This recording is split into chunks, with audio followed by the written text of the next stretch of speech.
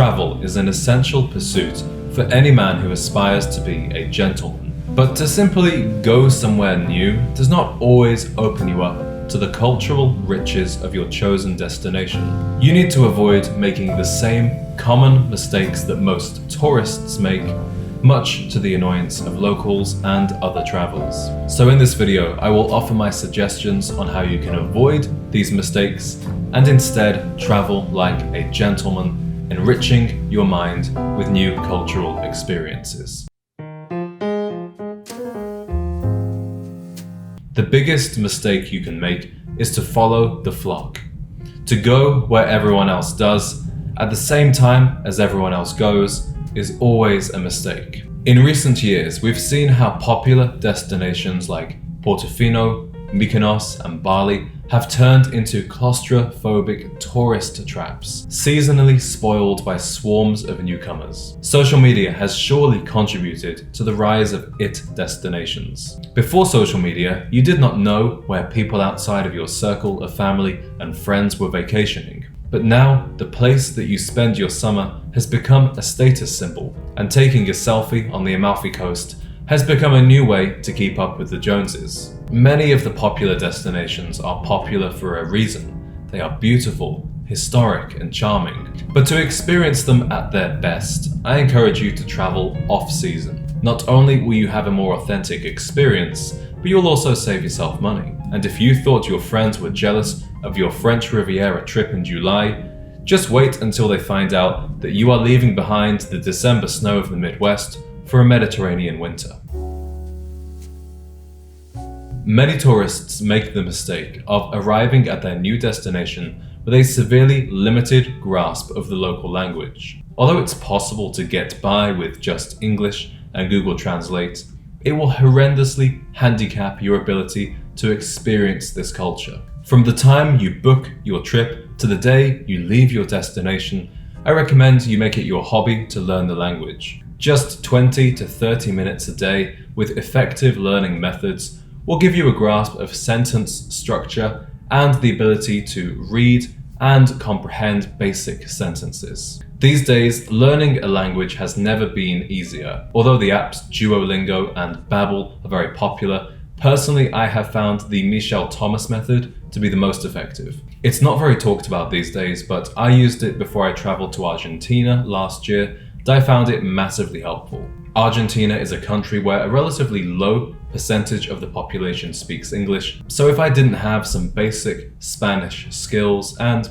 a Spanish-speaking woman with me, that really would have inhibited my ability to soak up the culture. As you continue to travel over the years, you will find that your linguistic skills will improve and you can develop a working tool belt of the main modern languages.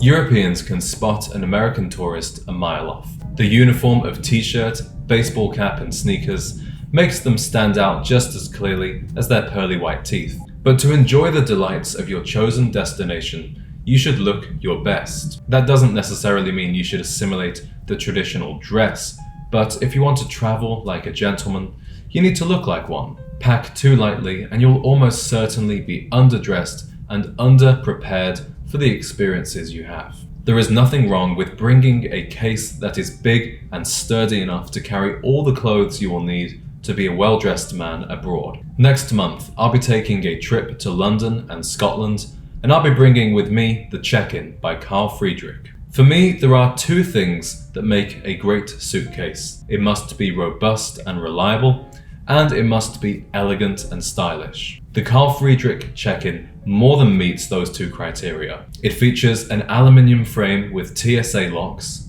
360-degree spinner wheels, and an impact-resistant polycarbonate shell. Because this thing is built to last, it comes with a lifetime warranty. And Carl Friedrich is so confident that you will love this case that it comes with a 100-day money-back guarantee. But this suitcase won't just keep your clothes and possessions safe, it will mark you out as the most stylish man at the airport. It has a sleek design with vachetta leather detailing. Not only does it look better, but it makes me feel much more confident about traveling with clothes that are important to me, especially with the way that baggage handlers throw about your cases. So if you also want to upgrade your suitcase, there is a link in the description to where you can get one of these for yourself. You might have expected me to say that tourists make the mistake of taking too many photos. At some destinations, the opportunities for iPhone photography have become some of the main attractions. And I agree, being overly concerned with social media while on vacation is a way to distract yourself from enjoying the experience and certainly a way to get on the nerves of other people. But as men, I think we are often guilty of the opposite problem. We don't take enough photos. There are so many wonderful places I have been with some wonderful women, but all I have is my fading memory of those vacations. I wish I'd remembered to capture those experiences with photos and videos so that I could look back fondly. I encourage you to take photos for yourself, not for social media. The goal of a vacation is to enjoy it to its fullest and capture some small mementos along the way. To ensure you take just the right number of photos, I think it's a wonderful idea to bring a disposable camera.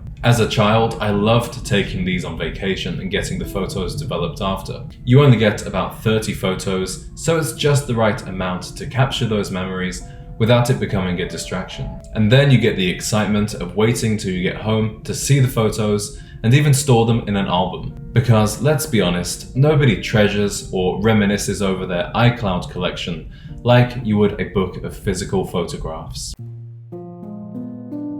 Finally, it's a mistake to either overplan or underplan your trip. A vacation should have the right balance of intentionality and spontaneity. You don't want to return home regretting the things you didn't do, but nor do you want to be drained by the tyranny of your own itinerary. Before traveling, I recommend you research heavily the attractions and restaurants you might want to visit, making reservations if necessary. But don't confine yourself to a schedule for every waking hour of your trip. As a general rule, I think you should have no more than 1 or 2 pre-planned activities per day. That leaves ample time to discover new experiences and places as you go. It's for that reason that I dislike organized package trips. I prefer to create my own adventure, and to be honest, I just hate being told what to do and where to go.